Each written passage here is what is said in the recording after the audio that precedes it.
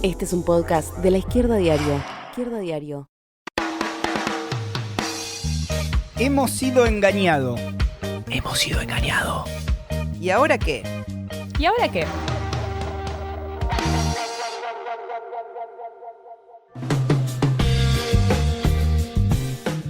Bienvenidos a este episodio número 2 de Hemos sido engañados. ¿Y ahora qué? Yo soy Leo Améndola. Yo soy Jessica Alcaño. Y esta semana estuvieron dando vuelta varios debates en el terreno económico. Trajimos algunas preguntas disparadoras para arrancar. Como por ejemplo, los empresarios. ¿Es cierto que los empresarios no dan más de impuestos?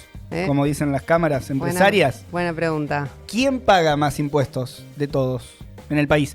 ¿Cómo operan los grupos económicos que están detrás de la inflación y también en áreas estratégicas de la estructura económica argentina? Son preguntas para meternos en estos temas que trajimos para hoy. Abarca el problema de los impuestos, abarca el problema de las grandes fortunas y queremos buscar también algunas explicaciones más estructurales, un poco más de fondo de por qué pasa lo que pasa en este terreno.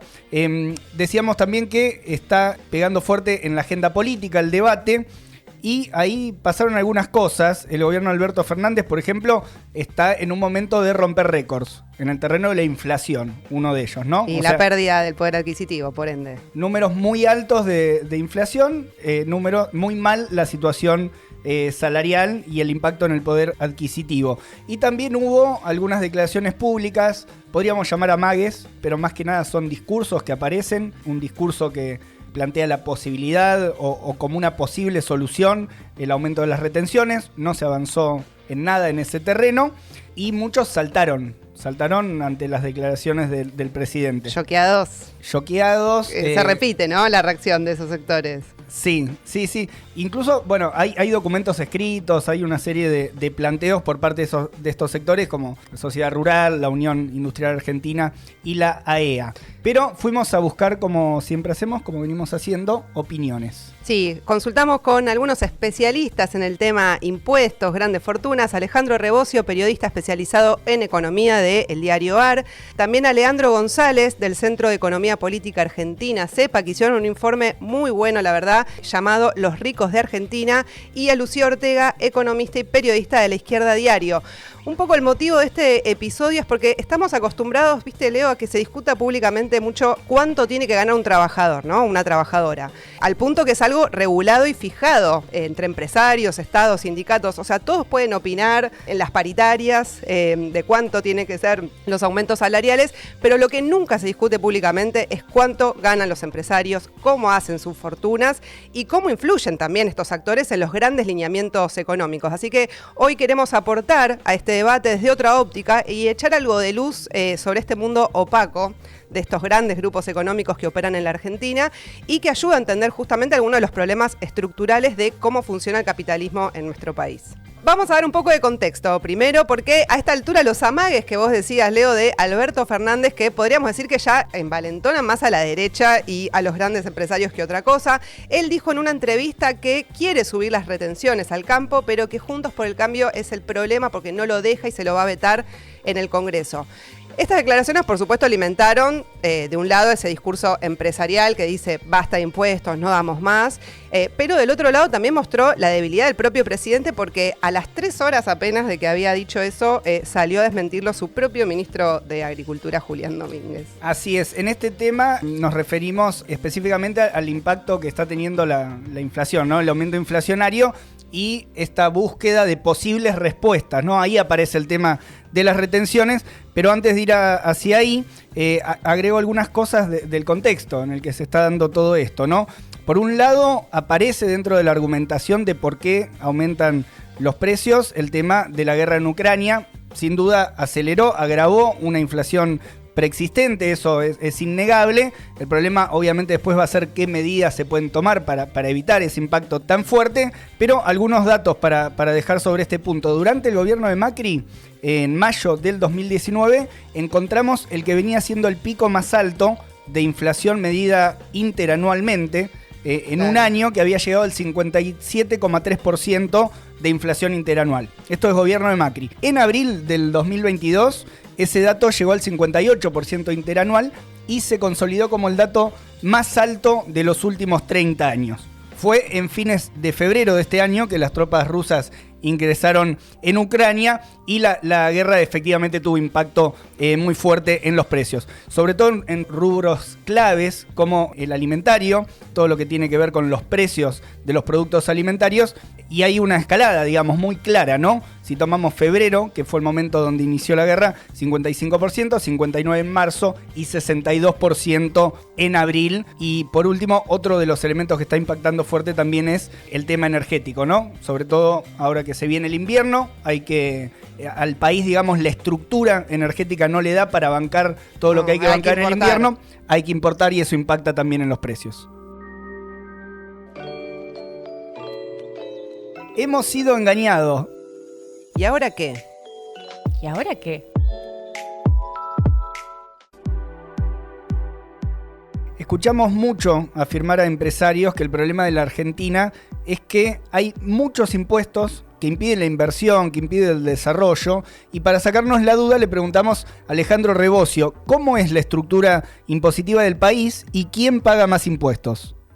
El trabajo de uno de los principales expertos de impuestos de Argentina, el economista Darío Rossignolo, que publicó el año pasado y que tituló El rol distributivo de los impuestos en la Argentina, señala que el 10% de los argentinos más ricos son los que más pagan en relación a sus ingresos, lo que debería ser normal en un sistema tributario. No era así hace unas par de décadas, pero comenzó a mejorarse la equidad en el sistema tributario a partir de la aparición de las retenciones a la exportación. Lo que sí sorprende es que después de ese decil, el decil más rico de Argentina, después los otros dos deciles, fragmentos del 10% de la población que pagan más impuestos, son el 20% más pobre. El 20% más pobre de los argentinos paga más impuestos en relación a sus ingresos que lo que es la clase media, media alta y media baja. Eso es uno de los temas que obviamente hay que ir resolviendo, bajar la carga tributaria sobre los más pobres. Y la otra cuestión que hay que analizar es que si bien los más ricos son los que más impuestos pagan en relación a sus ingresos, también son los que más evaden. Son los que cuentan con la asesoría de bancos, de contadores, abogados, para buscar artilugios supuestamente legales para terminar pagando menos impuestos, tanto en sus grandes empresas, incluidas las grandes empresas multinacionales, como con sus fortunas. Terminan a través de grandes empresas y de sociedades con las que manejan sus grandes fortunas, evadiendo impuestos y tributando muy poco en paraísos fiscales del exterior. Bueno, acá ya tenemos un primer punto, aparece fuerte la evasión, ¿no? De los más ricos, ¿no? Que tienen todas estas herramientas a su alcance para poder evadir, digamos, y por esa vía no declaran todos los ingresos que tienen, ¿no? O sea, por eso hace un poco engañoso incluso hasta lo que pagan hoy en día, que no es sobre el total de sus ingresos que no están declarados en su totalidad. Claro, de las estadísticas concretas que hay sobre qué sectores de la sociedad, digamos, pagan más impuestos, hay una parte que eso no está contabilizado. Exactamente, que se le va, se escapa de nuestras manos y de nuestros ojos. Pero también hay otro punto de vista de pensar en la estructura impositiva del país, que es cuando uno ve cuánto recauda el Estado de cada impuesto. Y ahí el que aparece primero en el ranking es el IVA, ¿no? Que recauda 37% según un informe de CEPA, y que esto muestra lo regresivo, ¿no? Porque el IVA es un impuesto que paga desde el desocupado, el trabajador más pobre,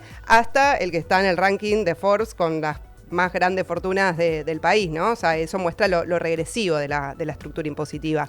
Ahora, yendo al debate de las retenciones, al campo, que recién también mencionaba Rebocio, y que es la discusión que está hoy en agenda, desde el sector agroexportador, como decías vos, Leo, bueno, se oponen, por supuesto, ¿no? A que le aumenten las retenciones, y desde el lado de Alberto Fernández, dice que es la herramienta para desacoplar los precios internacionales de los locales, incluso por el contexto de la guerra, ¿no? Especialmente. Y algo que se sostiene también desde el cristinismo. Así que le preguntamos a Lu Ortega, que es parte del equipo que elaboró un especial sobre inflación en La Izquierda Diario, cómo entran las retenciones en la estructura impositiva, y esto nos decía.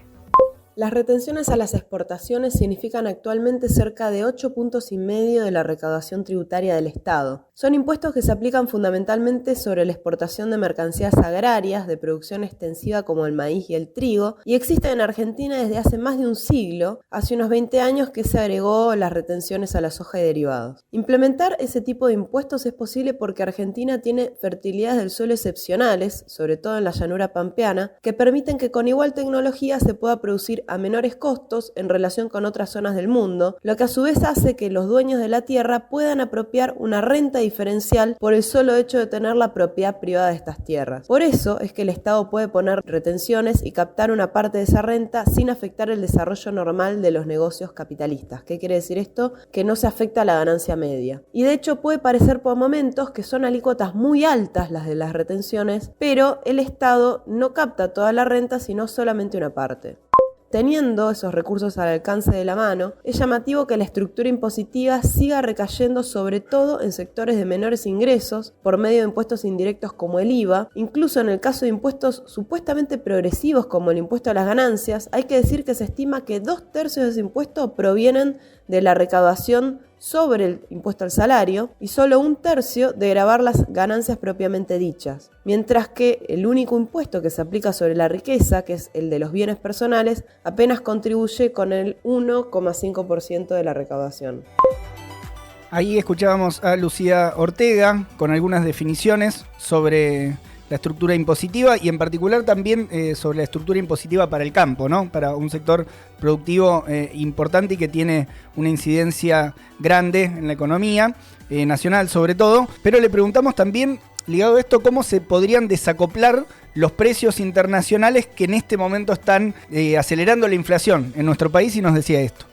El especialista agrario Diego Fernández, en el libro El campo argentino en pandemia, calcula que en 2015 la presión fiscal de las retenciones sobre las mercancías agrarias era un 33% más alta que ahora. A esto se suma actualmente la situación excepcional de los elevados precios internacionales de los granos y oleaginosas, porque además los costos, como el precio de los insumos importados, no subieron al mismo nivel y menos aún el costo salarial en dólares, que lo tienen casi regalado. Estamos hablando entonces de una rentabilidad extraordinaria de los grupos económicos del agro o el llamado agropower. Por su parte, los grandes exportadores buscan ganar con la venta local lo mismo que ganan al exportar, y ahí hay un traslado de precios.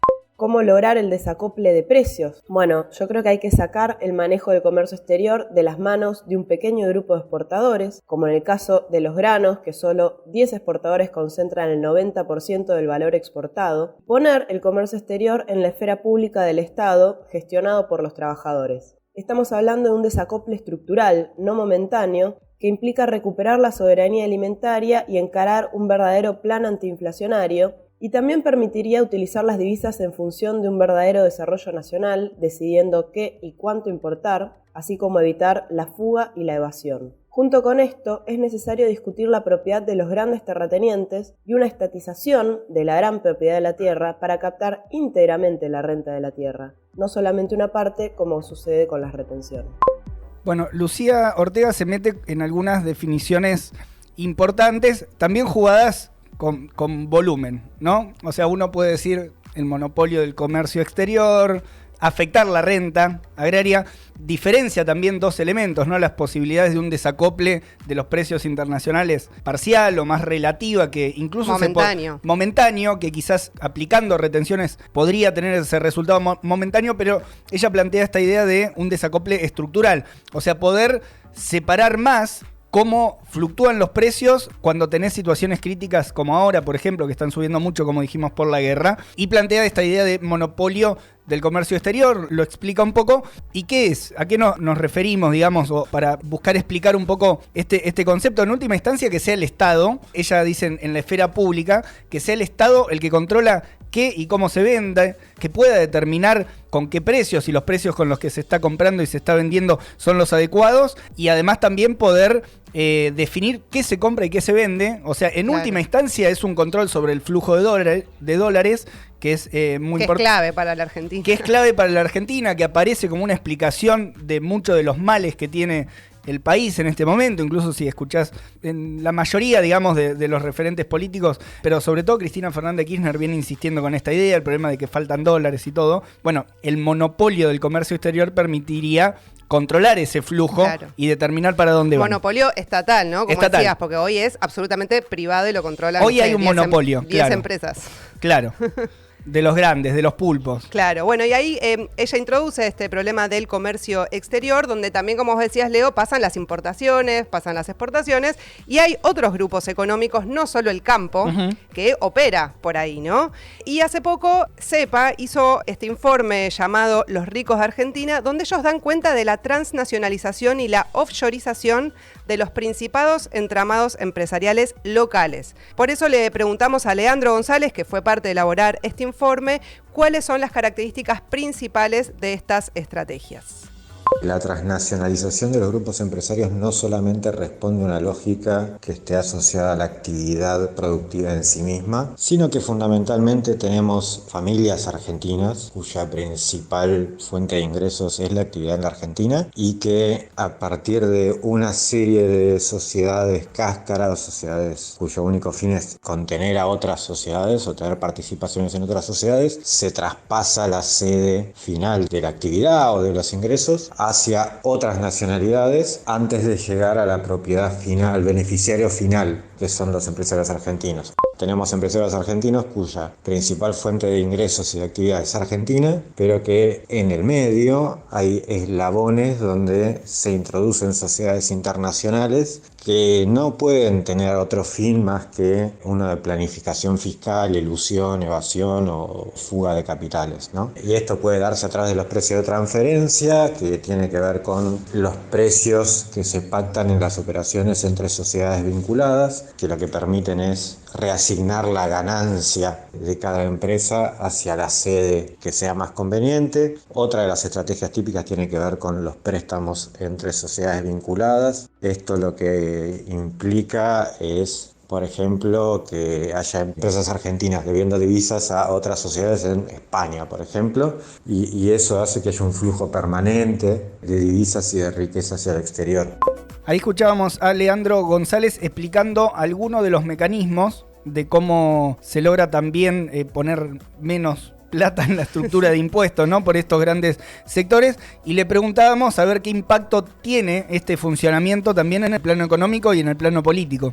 Por un lado, el factor principal tiene que ver con la fuga de divisas, que es un tema muy discutido, pero en este marco de restricción externa que nosotros sufrimos y de escasez de divisas, cobra una nueva importancia. Y más que la fuga de divisas, de lo que se trata es de la transnacionalización y fuga del ahorro y de la riqueza generada en el territorio, ¿no? La riqueza que se genera con el trabajo argentino en territorio argentino no se queda en la Argentina, sino que se va al exterior para los fines que sea. Y obviamente en el plano político también este tipo de entramados tiene un impacto en la hora de diseño de políticas públicas, que tiene que ver con que uno nunca sabe en definitiva quiénes son los actores del otro lado de la ventanilla, ¿no? Cuando uno prepara un proyecto de beneficios fiscales, por ejemplo, uno no sabe cuál es el beneficiario final de los subsidios que pueda llegar a otorgar, lo que hace que este tipo de entramados permitan alguna especie de captura, ¿no?, de los beneficios que el Estado da con el objetivo de impulsar ciertas actividades, pero en plano más general también por la capacidad que tienen y por el nivel de inserción que tienen las actividades productivas locales, tienen un gran poder de negociación en términos de que son los grandes empleadores de la economía, se encuentran en sectores estratégicos como la energía o alimentos, por lo cual tienen un gran poder de presión a la hora también del diseño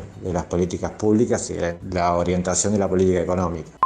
En el informe de CEPA, del Centro de Economía Política Argentina, muestran cómo funcionan estas estratégicas sobre las 16 fortunas más importantes de Argentina. Y adivina, Leo, ¿quiénes están en ese listado de 16?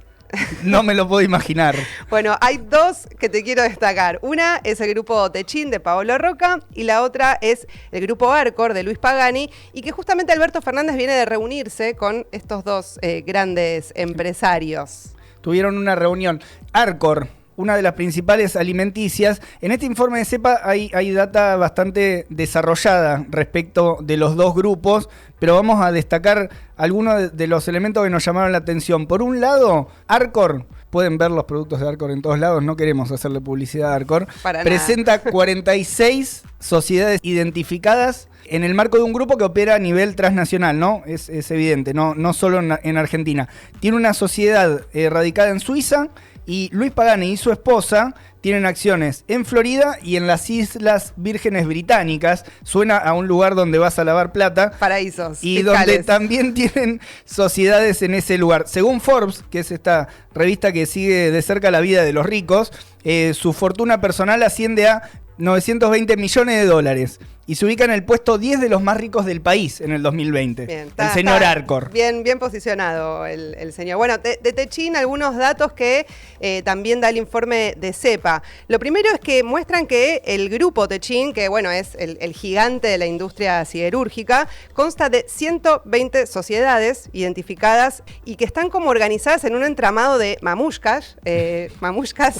Una dentro de otra. Sí, ellos dicen, son como cáscaras vacías que el único crean empresas fantasma que el único objetivo que tienen es ir haciéndose cruces de recursos, de dólares, fortunas y demás. Y de hecho tienen su principal holding está radicado en los Países Bajos y Luxemburgo, porque otro lugar que suena bien para ir a lavar dinero. No, y además todo se une en una fundación que armaron sin fines de lucro, que paga 0 impuestos directamente. O sea, imagínate, el Grupo Techin, una organización sin fines de lucro, no suena muy creíble, ¿no?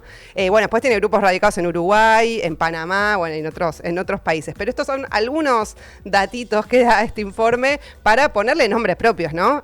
De quiénes estamos hablando. Así es. Bueno, ahora nos vamos a meter en algunas conclusiones de este episodio. Fuimos pasando por diversos temas. Antes que nada les recordamos que si están escuchando este podcast y les gusta lo que estamos diciendo, que activen la campanita, que lo compartan entre sus conocidos, sus amigos, sus redes, Leo, y que lo ranqueen con las estrellitas que dice Jessy, que es muy importante para...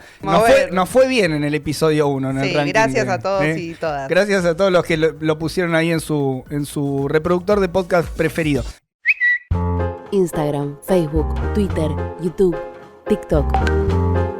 Seguí las redes de La Izquierda Diario y suscríbete a nuestra comunidad.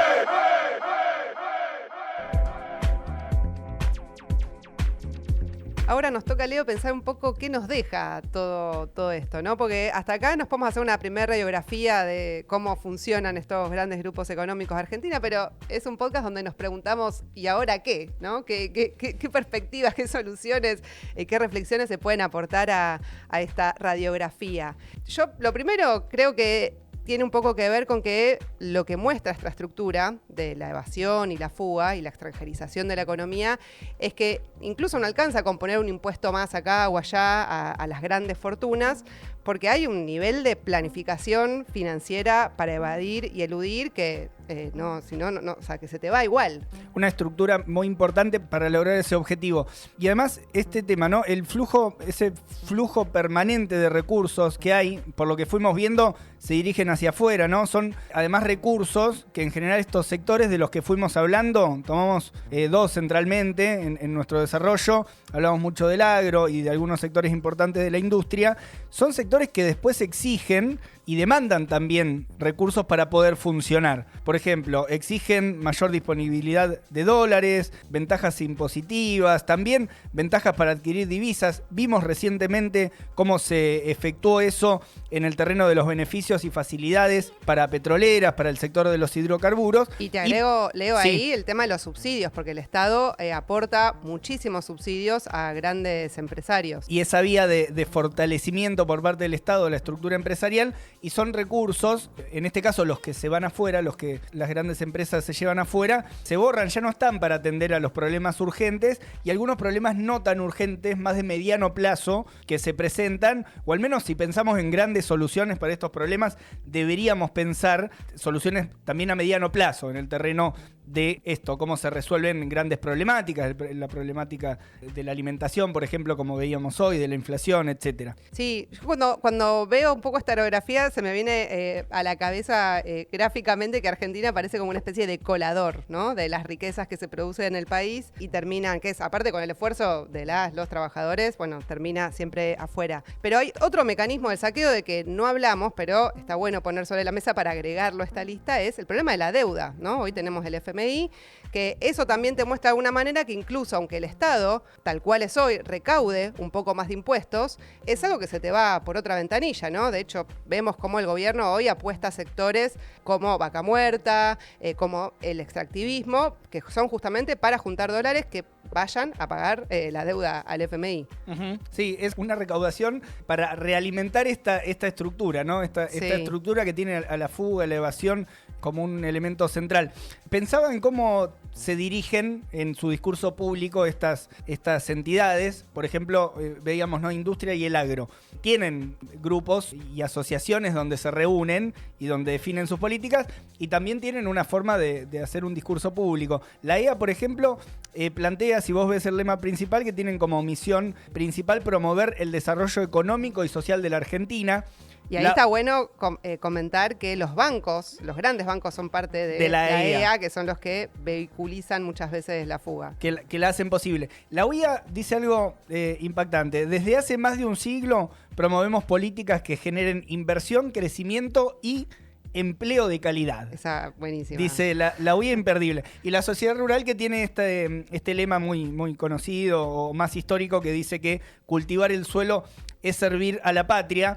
Y me parece que está interesante para ver cómo buscan amalgamar, cómo buscan mezclar el éxito de sus empresas o de sus grupos empresariales con el éxito del conjunto de la sociedad, ¿no? En general hablan desde ahí, o sea, si nos va bien a nosotros... Le va bien a todos. Le va bien a todos. No suele suceder, no funciona lo del derrame. Claro, y sobre todo con esta radiografía que fuimos viendo, donde me parece que confirma que es muy difícil también pensar en lo que aparece a veces como parte de un discurso o como un deseo de una burguesía nacional, sectores empresariales nacionales que breguen por los intereses de la nación, ¿no? Con esta estructura que fuimos viendo es casi imposible pensarlo y hay algunos números que lo reafirman a eso. En 2018, por ejemplo, hacíamos una investigación que salió publicada en La Izquierda Diario. Calculábamos que se había depositado en el exterior en ese año, habría que hacer la cuenta de estos 4 años que siguieron, pero 400.000 millones de dólares afuera. Un PBI, o más de un PBI. Hoy es más de un PBI, claro, de lo que está afuera. Y después el otro dato, también así importante de peso, que de las 500 principales empresas, 2/3 de esas 500 principales empresas están en manos de capitales extranjeros, y mirando los últimos, desde el 93 hasta esta parte, fue bajando incluso esa cantidad de empresas que son de capital nacional en la estructura de las 500 principales. Eso te muestra, Leo, un poco que lo profundo de lo que fueron las transformaciones neoliberales en la Argentina se continuaron y siguieron su curso. De hecho, uno tiene como hito, ¿no? La dictadura militar, la década de los 90, con las privatizaciones, flexibilización también de las relaciones laborales, de todo el sistema financiero, esta extranjerización, las deudas estatizadas, bueno, toda una serie de mecanismos que fueron hitos en esas décadas. Bueno, son cuestiones muy estructurales que quedaron y que no hubo ningún gobierno que las haya tocado. Posteriormente, ninguno, o sea, ni Néstor y Cristina, Fernández, Macri mucho menos, creo que de hecho profundizó algunos de estos problemas también. Sí, en el sentido de la estructura en la cual se ordenan estos factores que fuimos viendo, en lo esencial se mantiene bastante parecido, más allá de que puede haber, ¿no? Uno puede decir, puede haber un matiz en cómo se articula determinada política, pero en lo esencial se sostuvo así. Me quedo con una idea también que, si pensamos en los discursos mediáticos, por ejemplo, o en la respuesta pública de estos sectores empresariales importantes, cuando el gobierno, o en este caso Alberto Fernández, por ejemplo, amaga con largar una línea de subir las retenciones, bueno, hay toda una reacción. Pensemos también lo que implicaría para proyectar un escenario posible, ¿no? Y de posibles soluciones. Pensemos lo que implicaría si, en lugar de ser un número de retenciones o un porcentaje de retenciones, se apuntara a tocar más estructuralmente estos intereses, ¿no? incluso cuestionarles cómo definen qué se vende, qué no se vende, cuestionarles el sector en donde hacen la inversión, cuestionar dónde llevan sus ganancias. O sea, ese tipo de medidas que implicaría afectar intereses profundos, bueno, evidentemente tendría una reacción superior, pero me parece que eso abre la pregunta también en ver quiénes estamos o quiénes están interesados en ir a ese entrevero, en avanzar en ese sentido. Una pregunta interesante, Leo, creo que puede ser quién sí tiene el interés de resolver estos problemas estructurales. Y ahí creo que hay que hablar de las mayorías trabajadoras, de los desocupados, los peones rurales, que hoy justo veía que laburan de sol a sol y le pagan 4.000 pesos por semana, mientras están recolectando fruta muchísimas horas. Y básicamente porque son los principales afectados, ¿no? Tenemos problemas de inflación, pérdida del poder adquisitivo, los recursos se producen acá y se van al exterior, y los niveles de pobreza, que nosotros vemos esta obscenidad de la desigualdad, también se explican justamente por las riquezas de estos grandes grupos económicos. Y ligado a pensar quién tiene el interés, también hay que preguntarse quién tiene la capacidad para resolver todas estas encrucijadas que afectan a las mayorías. Y ahí creo que hay que mirar los que hacen andar justamente la economía, que son los que producen toda esta riqueza. O sea, si pensás en toda la cadena de distintos rubros, ¿no? O sea, desde el que cosecha el trigo, maneja la máquina del campo, el que está laburando en el puerto, maneja el barco, el camionero que traslada mercadería, los que están fabricando los tubos en la fábrica de Techín o las galletitas en las de Arcor, y hasta el que te atiende en el banco también, digamos. En todos esos lugares son trabajadores y trabajadoras que conocen a la perfección cómo funciona cada área, e incluso podrían paralizarla para decir, bueno, tomamos medidas para empezar a planificar en función de las necesidades sociales. Basta de que 3 o 4 o 10 grupos económicos extranjeros o locales se la sigan llevando afuera. Y que definan gran parte de una estructura que está puesta en función, ¿no?, de garantizar y de acrecentar sus ganancias. Me parece que esa pregunta tiene sentido también pensando en esto, que quedó picando en un sentido respecto de medidas que se podrían tomar sobre estos sectores, porque por un lado vimos la estructura, ¿no?, cómo funcionaba toda esos recursos que tienen para evadir impuestos, cómo concentran la producción, pero también fuimos mencionando algunas medidas que podrían ser alternativas a esa, o que podrían buscar una solución, podrían ser vías de solución a estos problemas, ¿no? Entonces mencionábamos el monopolio estatal del comercio exterior, cómo podría definirse ahí cuántos dólares entran, cuántos dólares salen de la economía, qué comprar, cómo hacerlo, y desde ese punto de vista, pensando desde esa óptica, también tiene sentido preguntarse quién podría avanzar en ese tipo de medidas. O sea, es muy difícil imaginarse a los dueños de todo esto. A Arcor, por ejemplo. O a la sociedad rural. O a Cargill, o a cualquiera de estas grandes estructuras empresariales que funcionan con esa lógica de la ganancia, apuntalando o apuntando medidas o llevando adelante medidas que vayan en contra de sus intereses, que además está ligado a algo más, o sea, a una posible fuerte reacción cuando se quiera tomar algún tipo de estas medidas. Ya vimos cómo reaccionan cuando se amaga, por ejemplo, con subir algún porcentaje de retenciones. Pero si se avanzan en medidas más de fondo, bueno, también hace falta una fuerza social que la esté empujando. Hablabas, Leo, recién de la reacción que tienen los grandes grupos empresarios, pero sabés que en la historia también las trabajadoras y los trabajadores también han reaccionado frente a actitudes y acciones de los grandes grupos económicos, y pensaba en un ejemplo de Chile en 1972, que había un profundo proceso, digamos, de radicalización y de organización, donde en ese momento una huelga patronal de camioneros y empresarios del transporte, que como estaban en contra de ciertas medidas económicas de Allende, decidieron hacer esa huelga patronal y paralizaron el país por casi 3 semanas, provocando mucho desabastecimiento, hasta de alimentos. Y ahí los trabajadores respondieron, incluso frente a la impotencia del propio gobierno de Allende, se organizaron en lo que es conocido como los cordones industriales, que era una organización territorial donde confluían y coordinaban los que vivían en los barrios, pobladores, trabajadores de distintas fábricas, estudiantes, y la primera medida que tomaron fue tomar las fábricas y ponerlas a producir, sin los patrones, sin los empresarios. En función de garantizar el abastecimiento, en parte. Exactamente. Y de hecho, cuenta uno de los protagonistas de los cordones industriales, que en un momento estaban en la fábrica Luchetti, que hace fideos, y se habían quedado sin trigo. Y dijeron, bueno, ¿qué hacemos? ¿Cómo podemos continuar la producción si no tenemos trigo? Bueno, no, el trigo está en Chile, dicen, está en los puertos de Valparaíso. Y también yo conozco sectores campesinos que lo están cultivando. Bueno, se pusieron en contacto también, empezaron a coordinar. Dijeron, bueno, nos faltan los camiones. Como estaban de paro patronal, agarraron 1.500 trabajadores en la calle, fueron a buscar los camiones que estaban escondidos. Se lo llevaron para poder ir a buscar el trigo, llevarlo a la fábrica, lo distribuyeron, hicieron los fideos y también, de hecho, organizaban la distribución y la comercialización también de los alimentos básicos. Y así pudieron responder a una medida patronal con una organización muy, muy importante y democrática, ¿no? Porque decidían todo también en base a asambleas. En un momento, vos decías de mucha actividad de los trabajadores, un nivel de organización, pero que tampoco está tan lejano, ¿no?